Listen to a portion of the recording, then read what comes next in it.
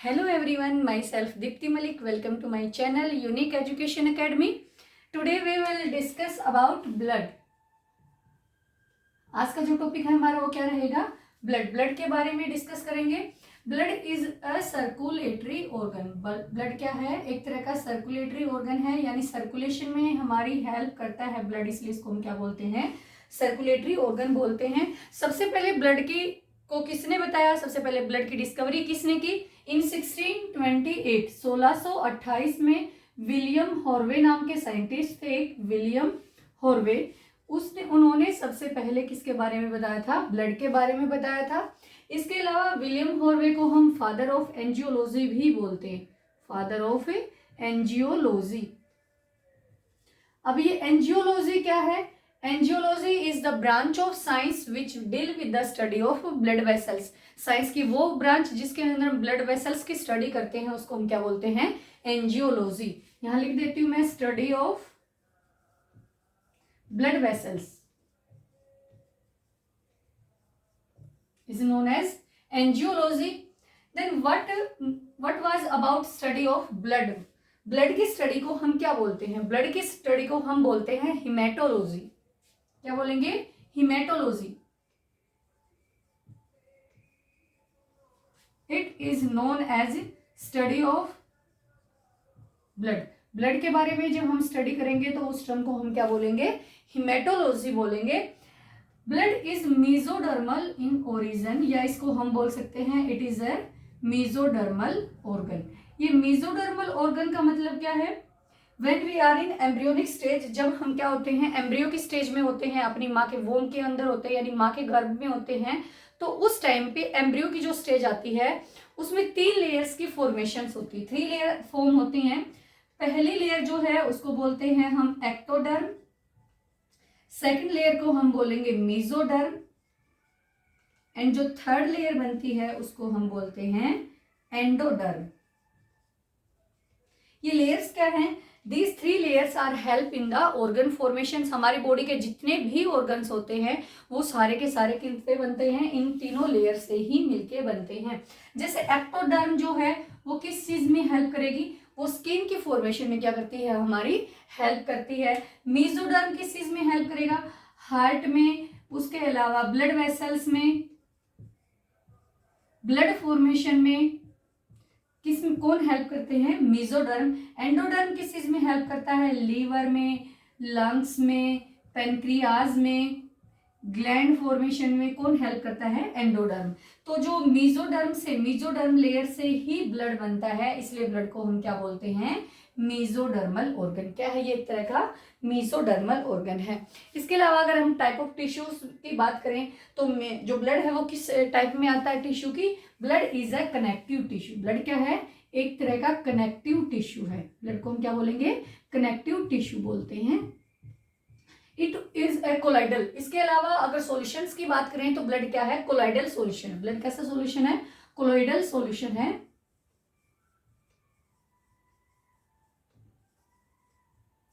Blood के अंदर, अच्छा अब बात होगी कनेक्टिव टिश्यू की, बिकॉज ये बॉडी के हर सर्कुलेशन में हेल्प करता है, बॉडी के हर पार्ट में जाता है, यानी ऑर्गन्स के बीच में कनेक्शन का काम करता है, इसलिए कनेक्टिव टिश्यू बोलते हैं. कोलोइडल सॉल्यूशन है. पार्टिकल का साइज 1 नैनोमीटर से लेके 100 नैनोमीटर के बीच में रहता है, इसलिए इसको हम क्या बोलते हैं? कोलोइडल सॉल्यूशन बोलते हैं. अब ब्लड के अंदर प्रेजेंट कौन कौन सी चीजें होती हैं? ब्लड के अंदर क्या क्या चीज प्रेजेंट होती हैं? ब्लड के अंदर रहता है mainly water, iron, oxygen, carbon dioxide, urine, hormones के अलावा minerals, vitamins, digestive food, glucose, enzymes, cell, ये सारी चीजें किसमें प्रेजेंट होती हैं? ब्लड के अंदर ही प्रेजेंट होती हैं. अब बात करते हैं कि ब्लड बनता कहाँ पे है? ब्लड फॉर्मेशंस कहाँ पे होती है? हमारी बॉडी के अंदर ब्लड की फॉर्मेशन होती है बोन मैरो में. कहाँ होती है?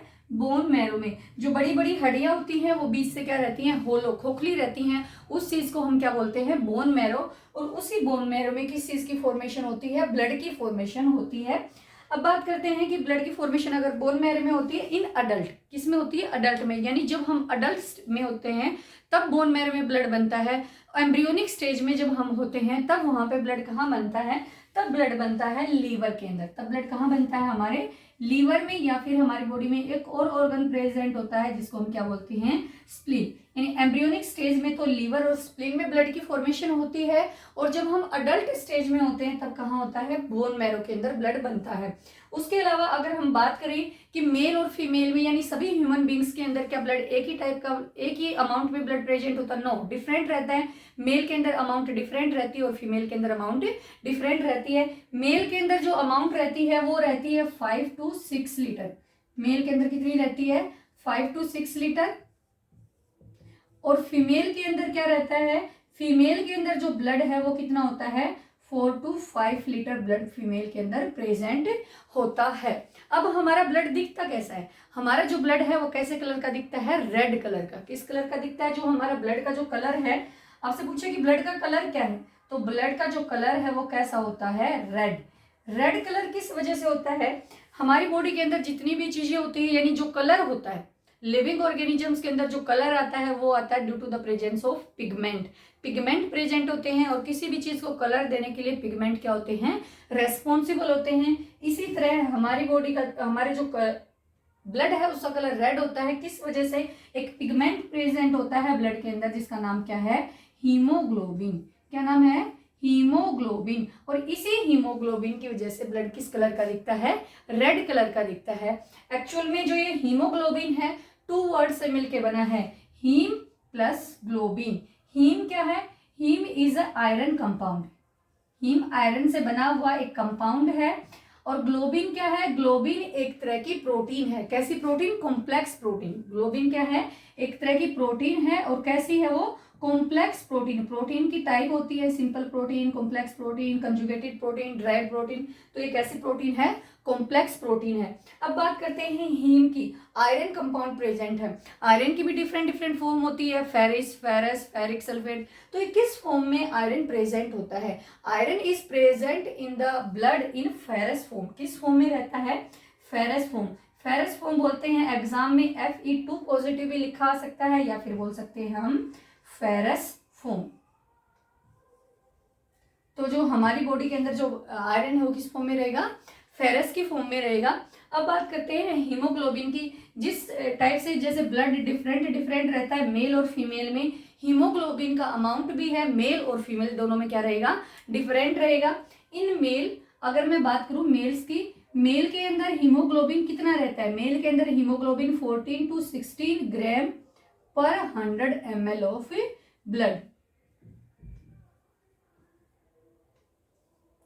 और फीमेल के अंदर क्या रहेगा? फीमेल के अंदर अगर मैं बात करूं तो रहेगा 10 to 12 ग्राम पर 100 ml ऑफ ब्लड। मेल के अंदर जो अमाउंट रहेगी वो रहेगी 14 to 16 ग्राम पर 100 ml ऑफ ब्लड, और फीमेल के अंदर क्या रहती है? 10 to 12 ग्राम पर 100 ml ऑफ ब्लड।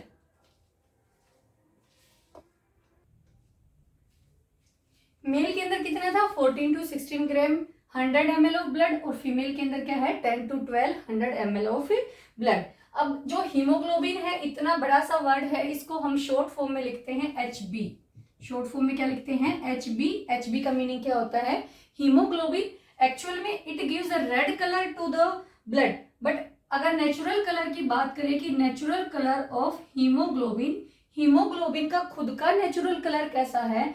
हीमोग्लोबिन का जो नेचुरल कलर रहता है वो रहता है वॉयलेट।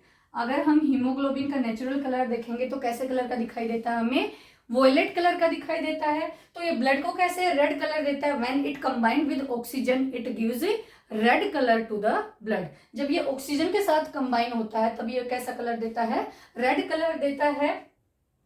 अब बात करते हैं हमारी बॉडी के अंदर हीमोग्लोबिन 2 टाइप्स का ब्लड रहता है, ऑक्सीजनेटेड एंड डीऑक्सीजनेटेड। कैसा ब्लड रहता है हमारी बॉडी के अंदर? 2 टाइप्स का ब्लड रहता है। ब्लड की जो टाइप्स, 2 टाइप से ब्लड हमारी बॉडी के अंदर फ्लो करता है। एक है ऑक्सीजनेटेड ब्लड और दूसरा क्या है? Deoxygenated blood.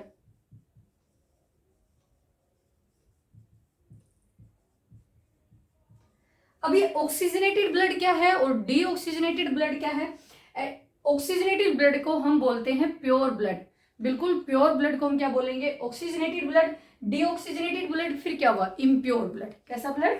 Impure blood. तो इसको हम लिखेंगे pure blood, it is a pure blood and it is impure blood.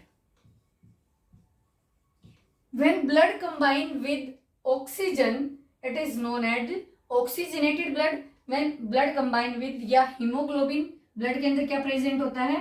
Haemoglobin. तो जब हीमोग्लोबिन ऑक्सीजन के साथ कंबाइन होता है तो हम उसको क्या क्या बोल सकते हैं? Oxygenated blood. जब हीमोग्लोबिन किसके साथ कंबाइन होता है?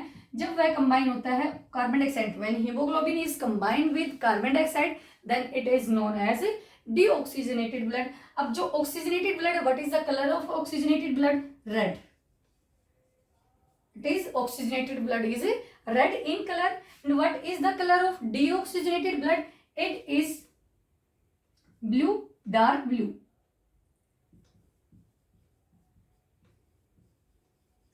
और ब्लैक इन कलर। कैसे कलर का रहेगा? ब्लैक। अब हीमोग्लोबिन ऑक्सीजन के साथ मिलकर कैसा कंपाउंड बनाता है? हीमोग्लोबिन ऑक्सीजन के साथ मिलकर पूरे ब्लड के अंदर फ्लो करता है। किस फॉर्म में फ्लो करता है? वो फॉर्म करता है ऑक्सी हीमोग्लोबिन की फॉर्म में। किस फॉर्म में? Oxy haemoglobin. यानी जब हीमोग्लोबिन ऑक्सीजन के साथ मिलता है तो एक नया कंपाउंड बनता है जिसको हम क्या बोलते हैं? Oxy haemoglobin. इसी तरह से जब हीमोग्लोबिन कार्बन डाइऑक्साइड के साथ मिलता है तो कैसा कंपाउंड बनेगा? वो बनेगा carbamino haemoglobin. Carbamino haemoglobin. इस तरीके से मत याद कर लेना कि हीमोग्लोबिन और ऑक्सीजन मिलके कार्बो ऑक्सी हीमोग्लोबिन बनाते हैं, तो हीमोग्लोबिन प्लस कार्बन डाइऑक्साइड मिलके क्या बनाएंगे? Carboxy haemoglobin. नहीं, ये डिफरेंट रहता है। बच्चे यहाँ पे क्या रहते हैं? कंफ्यूज रहते हैं। तो ये क्या बनेगा बेटा? ये क्या बनता है? कार्बा अमीनो हीमोग्लोबिन। क्या बनेगा? कार्बा अमीनो हीमोग्लोबिन की फॉर्म में क्या करता है? ब्लड सर्कुलेट करता है बॉडी के अंदर। अब बात करते हैं ब्लड के कंपोजिशन की, कि ब्लड के अंदर एक्चुअल में होता क्या है? ब्लड के अंदर किस अमाउंट में ब्लड के जो दो टाइप रहती है, ब्लड की क्या रहती है? टू टाइप्स में ब्लड को हम डिवाइड करते हैं, ब्लड्स के पार्ट को। फर्स्ट पार्ट है सॉलिड एंड सेकंड क्या पार्ट है? लिक्विड। यानी ब्लड के अंदर दो ही चीजें रहती हैं, सॉलिड पार्ट और लिक्विड पार्ट। पहले बात करते हैं लिक्विड पार्ट की। Liquid part is known as plasma. Liquid part को हम क्या बोलते हैं? प्लाज्मा बोलते हैं। जो लिक्विड पार्ट रहेगा क्या बोलेंगे उसको? प्लाज्मा बोलेंगे। और ब्लड, टोटल ब्लड की कंपोजिशन का 55% क्या रहता है? प्लाज्मा प्रेजेंट रहता है। सॉलिड कितने बच गए? 45%। सॉलिड क्या है? 45%। लिक्विड को हम प्लाज्मा बोलते हैं, तो सॉलिड पार्ट को हम क्या बोलेंगे? सेल। सॉलिड पार्ट को हम क्या बोलते हैं? सेल। तो कौन कौन सी सेल प्रेजेंट होती हैं ब्लड के अंदर? ब्लड के अंदर मेनली थ्री टाइप्स की सेल प्रेजेंट होती हैं। RBC, WBC and platelets. फिर से रिवाइज करवा रहे हैं। सॉलिड पार्ट जो है कितना रहेगा? 45% रहेगा।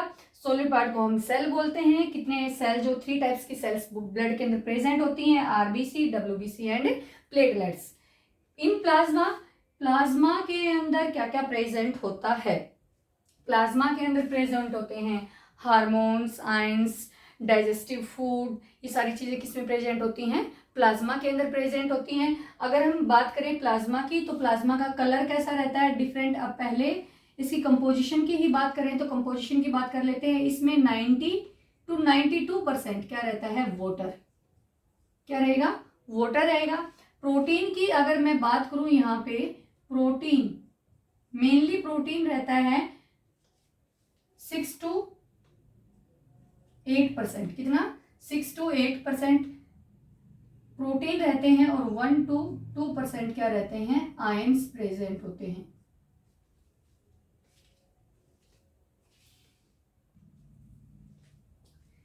नाइन्टी to 92% वाटर, 8% यहाँ लिखेंगे 8% प्रोटीन, 1 to 2% क्या रहते हैं? आयंस प्रेजेंट होते हैं। प्रोटीन कौन कौन से प्रेजेंट होते हैं? मेनली कौन कौन से प्रेजेंट होते हैं? थ्रोम्बिन प्रोटीन रहता है, उसके अलावा फाइब्रिन प्रोटीन प्रेजेंट होता है, फाइब्रिन के अलावा फाइब्रिनोजन, ग्लोबुलिन होता है और एल्बुमिन। किसमें? Thrombin, fibrin, fibrinogen, globulin, albumin, ये सारे के सारे प्रोटीन किसमें प्रेजेंट होते हैं? प्लाज्मा के अंदर प्रेजेंट होते हैं। आयंस के अंदर हम सोडियम, पोटेशियम, मैग्नीशियम जो आयन है वो कहाँ होते हैं? आयंस की फॉर्म में प्रेजेंट होते हैं प्लाज्मा के अंदर।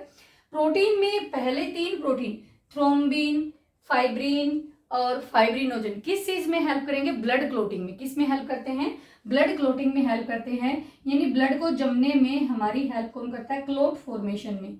ब्लड के क्लोट फॉर्मेशन में कौन हेल्प करता है? ये तीनों के तीनों प्रोटीन हेल्प करते हैं। यानी जब भी कोई वॉन्ड वगैरह, कट वगैरह लगा जाता है तो ब्लीडिंग होनी स्टार्ट हो जाती है, थोड़ी देर बाद देखना हो कि ब्लीडिंग अपने आप स्टॉप हो जाती है, तो कौन से प्रोटीन होते हैं ब्लड के अंदर? थ्रोम्बिन, फाइब्रिन एंड फाइब्रिनोजन, जो इस ब्लड के क्लोट फॉर्मेशन में हेल्प करते हैं। ग्लोबुलिन की बात करें तो ग्लोबुलिन जो है वो इम्यून सिस्टम को स्ट्रॉन्ग करने में हेल्प करता है। कैसे? क्योंकि ग्लोबुलिन एंटीबॉडी फॉर्मेशन में हेल्प करता है। स्किन के ग्लो करने में हेल्प कौन करता है? ग्लोबुलिन हेल्प करता है। अगर बात करें एल्बुमिन की तो ये आयन, मिनरल आयन रेशियो को मेंटेन करने में हेल्प करता है। ओस्मो रेगुलेशन में क्या करता है? साल्ट और वाटर की कंसंट्रेशन को मेंटेन करने में, यानी जिस टर्म को हम बोलते हैं ओस्मो रेगुलेशन। ओस्मो रेगुलेशन में कौन हेल्प करता है? एल्बुमिन हेल्प करता है। आयन के अलावा मेनली प्लाज्मा के अंदर क्या प्रेजेंट होता है? ग्लूकोज। क्या रहता है? ग्लूकोज। और इसी वजह से प्लाज्मा किस चीज में हेल्प करता है? एनर्जी फॉर्मेशन में। किस में हेल्प करेगा? एनर्जी फॉर्मेशन में, क्योंकि हमारी बॉडी को एनर्जी किससे मिलती है? ग्लूकोज से मिलती है। ये थी प्लाज्मा की कंपोजिशन। अगर हम बात करें कि प्लाज्मा का कलर कैसा रहता है, प्लाज्मा लाइट येलो कलर का होता है या फिर ऑफ व्हाइट कलर का रहता है? कैसा रहेगा? लाइट येलो या फिर ऑफ व्हाइट कलर का। क्यों रहता है? क्योंकि मैंने थोड़ी देर पहले भी बताया था कि ब्लड का जो कलर था वो किस रेड था, किस वजह से? हीमोग्लोबिन पिगमेंट की वजह से। तो सेम ऐसे ही प्लाज्मा के अंदर भी एक पिगमेंट प्रेजेंट होता है जिसको हम बोलते हैं बिलीरुबिन। क्या नाम देंगे? बिलीरुबिन। और उसी बिलीरुबिन की वजह से या प्लाज्मा कैसे कलर का दिखता है? ऑफ व्हाइट या फिर लाइट येलो। आज के लिए इतना ही। इससे नेक्स्ट वीडियो में हम डिस्कस करेंगे सॉलिड पार्ट ऑफ ब्लड, यानी सेल के बारे में डिस्कस करेंगे, RBC, WBC and platelets. So stay connected with me. अगर आपको इस वीडियो में से कोई भी डाउट है तो कमेंट सेक्शन में मेंशन कर देना। अगर आपको मेरी ये वीडियो अच्छी लगी है, इसे लाइक कीजिए, शेयर कीजिए और चैनल को सब्सक्राइब कीजिए। Thank you.